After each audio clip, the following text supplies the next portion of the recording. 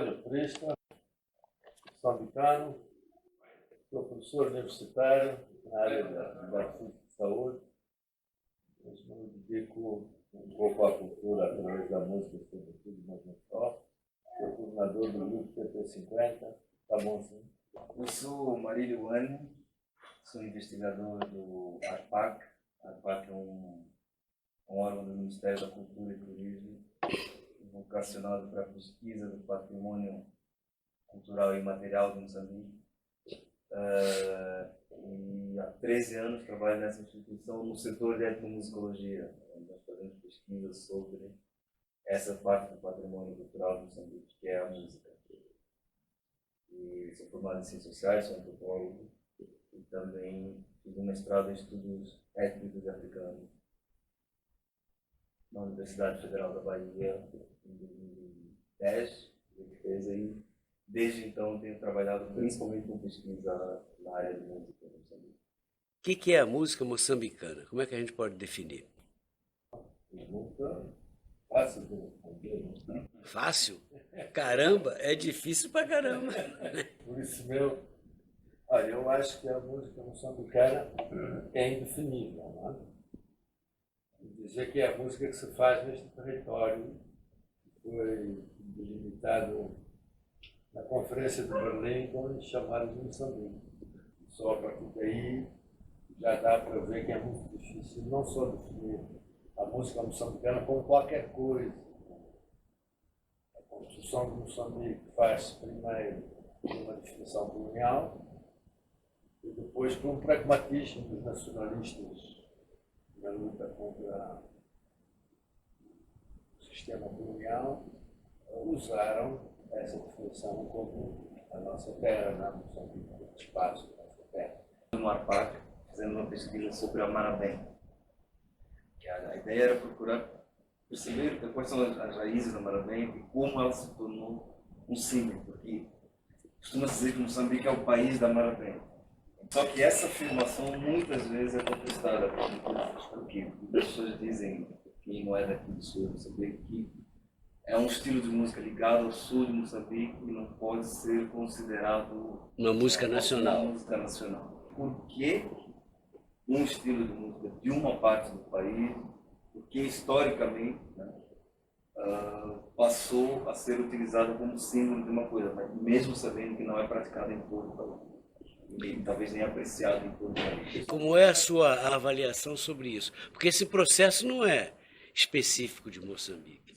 Você tem o samba, era uma expressão do Rio de Janeiro, a capital da República, e foi nacionalizado a partir de um projeto de poder, né? A partir de um projeto de comunicação.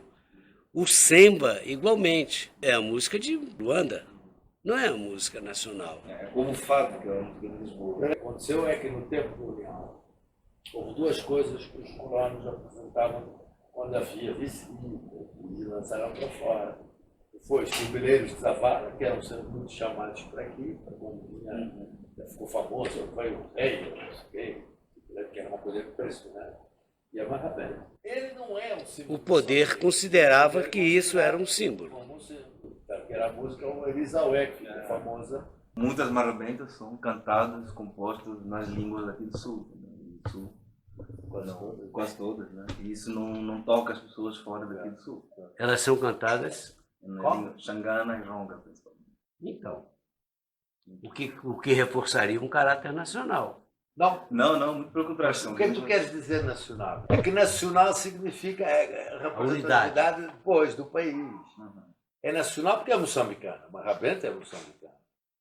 Há várias histórias sobre a Marrabenta. Aqui depois eu tenho muito. Você vai falar. Há várias histórias sobre a origem da Marrabenta. Várias, né? Qual é a tua visão da origem da Marrabenta? A minha visão da origem da Marrabenta, bom, para começar é uma coisa muito difícil porque tem poucos registros. Vai falar de uma música que surgiu num contexto urbano, sim, de produção de música popular, mas vai falar da década de 50, principalmente. E era uma música que era tocada aqui nos bairros suburbanos. Há uma outra questão também. Alguns músicos de Marrabenta gravaram primeiro na África do Sul. Marrabenta. Sim, sim. Mas o gênero marrabenta. Sim, gênero marrabenta já. Fala de Fado em Fumo.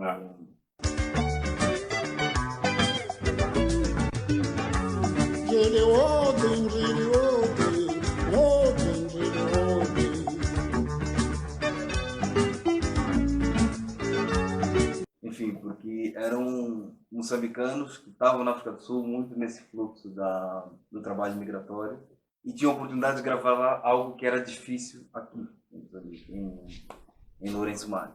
Há vários focos do que seria a origem da marabenta. A gravação é um registro, Sim, né? sim. É um registro que fixa Ah, um gênero ou uma coisa. Mas assim, a prática, ela já existia. já existia, mas também tem isso. Há uma influência da presença dos moçambicanos na África do Sul na própria marabenta. Existe isso também. Há uma influência mesmo da música sul-africana Isso. na própria marabenta. Havia músicos sul-africanos? Não é sul-africanos, eram Não, os moçambicanos que iam moçambicanos para que as estavam minas. lá. E isso Não, eu sei, moçambicanos que estavam lá. sim, Mas havia participação de músicos sul-africanos nessas gravações ou não? muito provavelmente.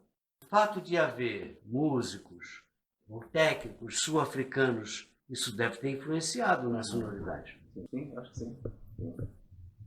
E não Há só- gravações dessa época, não.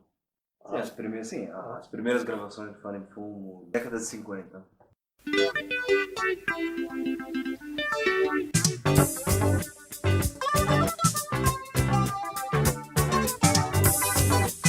Marabani kuni kingi ya marabenta ne rampa di lunga la kufani.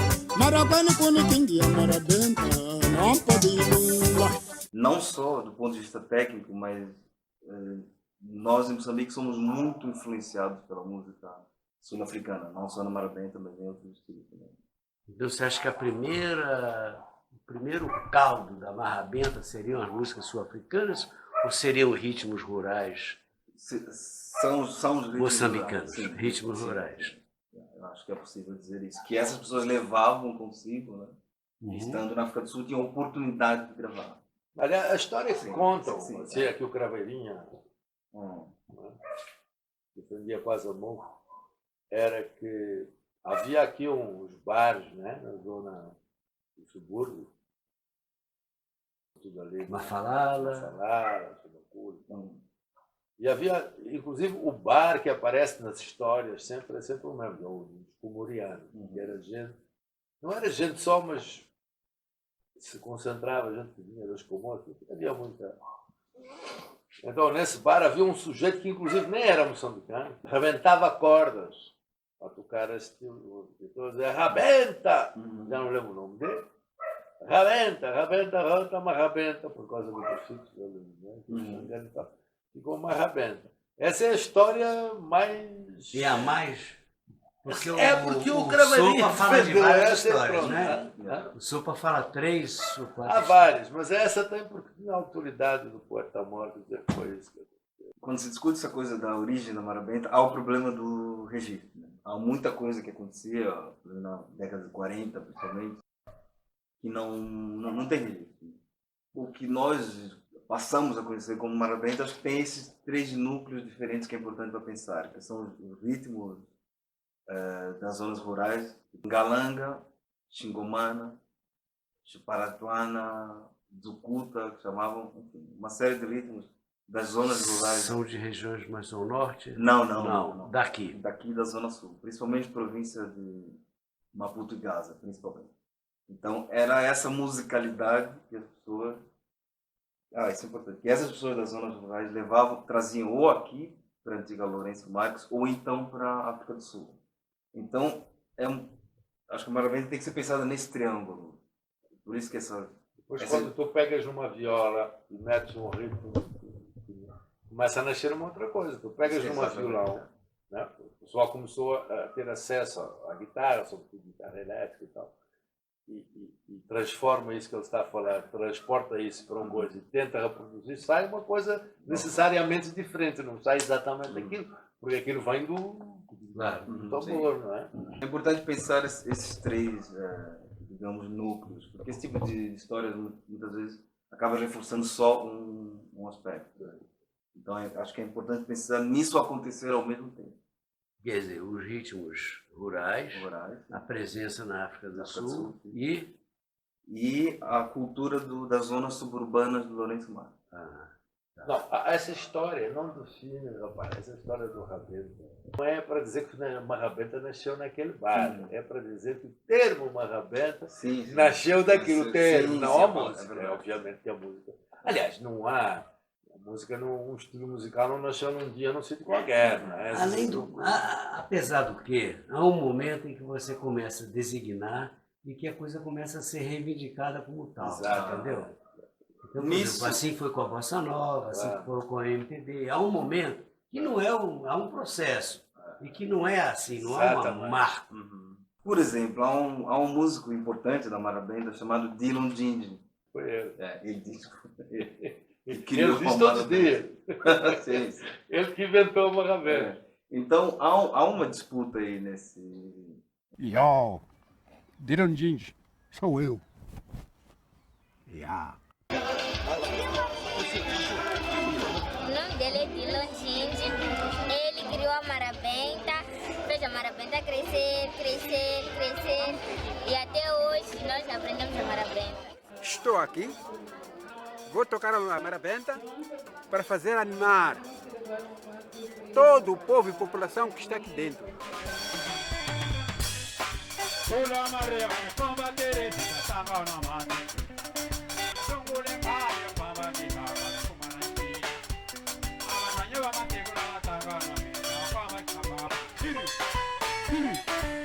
Toda a gente na Alemanha admirava por mim, mesmo na Suíça. Quando eu subir no palco, toda a gente encostava ao lado de mim. Mas este homem, como que está a fazer isto?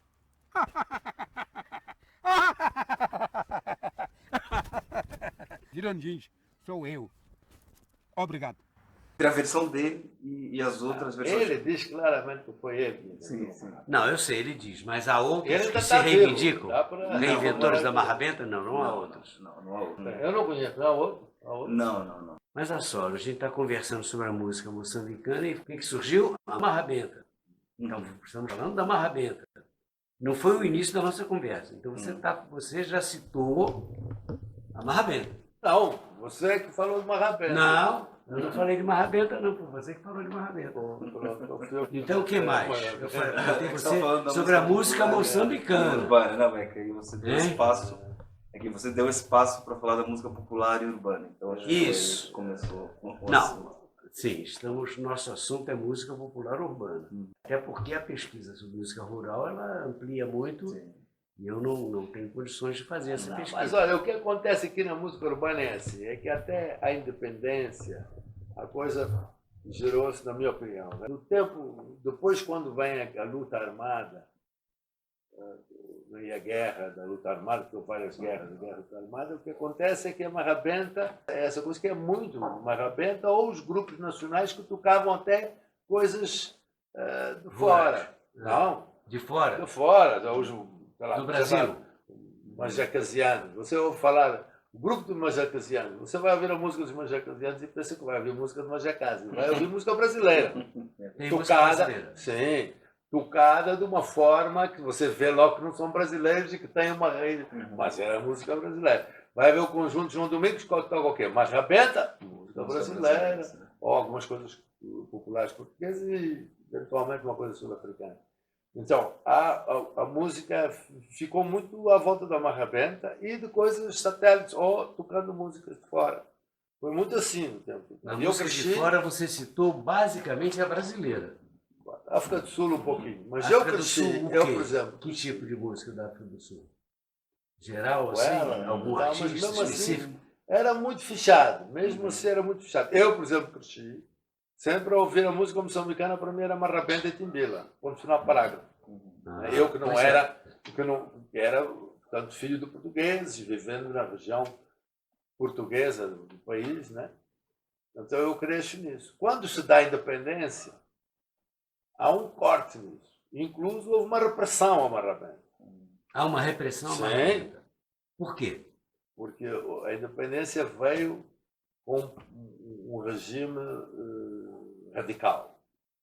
Radical em termos de contra a economia de mercado, radical em várias coisas, no regime socialista, marxista-leninista, e na cultura, de valorização da cultura, eu não vou dizer o termo que a gente dizia, mas da cultura tradicional. Voltar à cultura E tradicional. a tradicional é a oral. Então a marrabenta era uma música urbana, ligada ao E a bar. temática da marrabenta, isso foi o que eu li no Sopa. Como era uma temática festiva, alegre, ela Isso foi não é- reprimida. Mas isso não, Ou não, isso não é não verdade. era o problema. O problema era do copo, do bar, que isso seria visto na altura como uma coisa decadente. Não revolucionária. Não, pô, não, revolucionária. Basicamente foi muito. Você ia para as escolas aqui, nas zonas, e o que é que se fazia? Atividades culturais. O que é que vinham? O xingomano era o prato do dia, né? E era assim. Ou uma coela. O que era uma coela? Uma coela é uma dança que os mineiros, que há muita discussão sobre isso, mas basicamente é uma coisa que parece que vem de Macuai, que os moçambicanos pegaram e que até tem uma influência religiosa muito grande naquela temática, né? É interessante ver a questão da macoela, e que é engraçado, as pessoas dizem que o macoela é uma coisa muito antiga, que inclusive deu em certa medida, deu origem à marrabenta. Até essa teoria, que é uma coisa... Também. essa teoria. Então, o que acontece é que nessa época houve ali um blackout. Os artistas da noite, os indivíduos que cantavam música ligeira, que chamavam música ligeira, foram reprimidos. Não se podia dançar marrabenta, porque era um gesto sexual, era uma coisa erótica. Não se podia. Houve ali um momento de repressão. Até que, devagarinho, por vários fatores, começam-se a soltar as grelhetas, vamos dizer assim. E devagarinho aparece os guaruanos, né? Os guaruanos, né, que são os bons rapazes, né, foi porque o Samora foi os libertá-los, porque eles já estavam a ser reprimidos, porque eles já estavam a tocar música não tradicional e também mandavam umas bocas, diziam umas coisas assim. Então, o Goruano existe desde essa época? Sim, o Guaruano.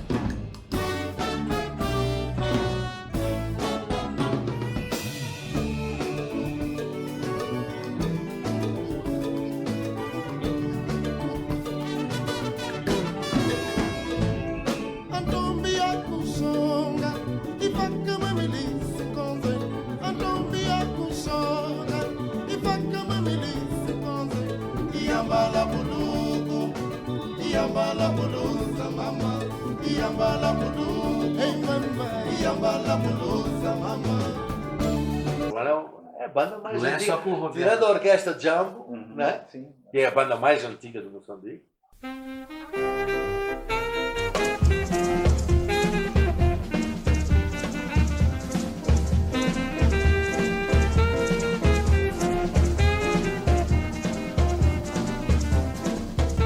Então, os Goruanos aparecem e outros grupos começam-se a formar e tal. Havia coisas, mas assim, houve ali um momento difícil. E depois soltaram-se as Mas tinha algum grelhetas. apoio oficial, alguma política cultural?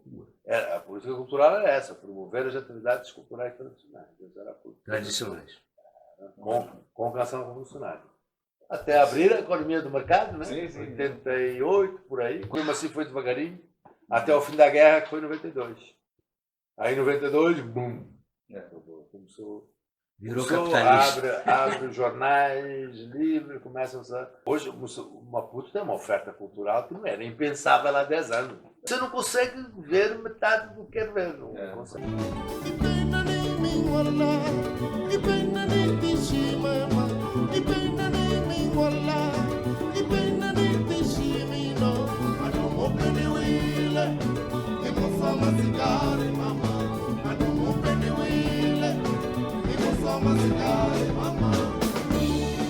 Por aqui, vou concluindo esse episódio da série Samba e Marrabenta, rumo a Maputo.